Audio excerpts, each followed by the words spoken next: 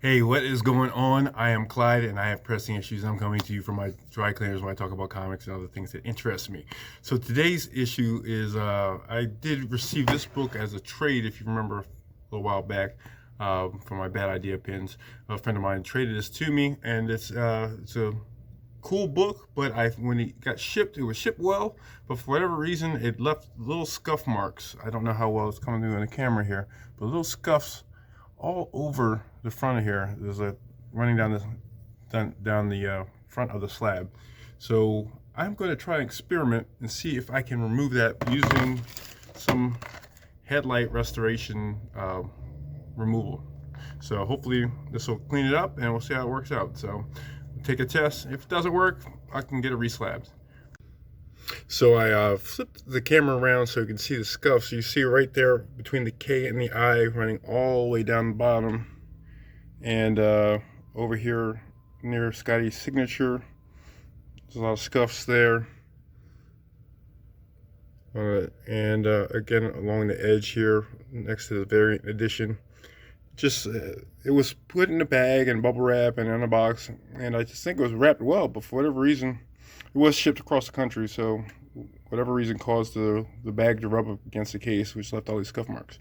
Now my friend did offer to he had another copy. He said I'll switch out. I was like, nah, let me try this out, see how it works out, and then we'll figure it out from there.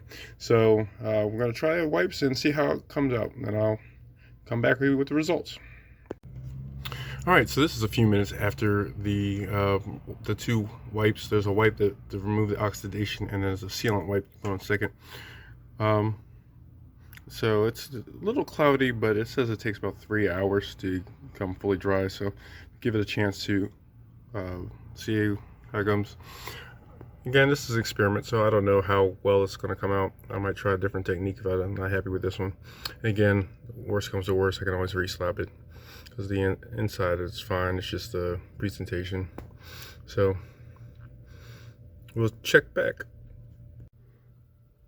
All right, so this is I let it dry overnight, and it looks a lot better in my opinion. I did it twice because I really wasn't sure, but it still has like a lot of little fingerprint things that I'm not sure is. I feel like there's a whatever I used to buff it left these little I don't know, not sure the dust, where dust settled in there or exactly what it is, but little spots.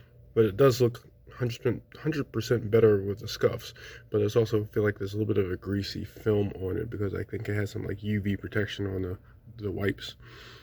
So I did order a second type of scratch repair and see if that works better, but I'm not sure I'm going to try it as of yet, and I won't be getting it for another week or so. But you know, overall impressions is pretty good. All right, so I came back the next day, 24 hours. I did let it dry, and overall pretty happy with the results. It's not perfect, but it did come out looking a lot better. I don't see the scuff marks that run along the thing, but it did. The UV protection, I think, did leave like little dust, where maybe a dust had settled inside of the finish. So I may redo it. I did order a different type of scratch repair, and hopefully I'll try this again and see how it comes out. Overall, I'd give this a B. The cost was good. The amount of work required and equipment required was minimal. So the end final results was, you know, it was pretty good. I'd give that. That's the B. That's where the majority of the B is coming from, because I'm more of a perfectionist. I'll probably have to do it again. But hopefully you guys enjoy. Please take a second and like and subscribe to the video. And occasionally I'll try to do interesting content, and I'll be your guinea pig test subject. And hopefully you guys appreciate this. And TTFN.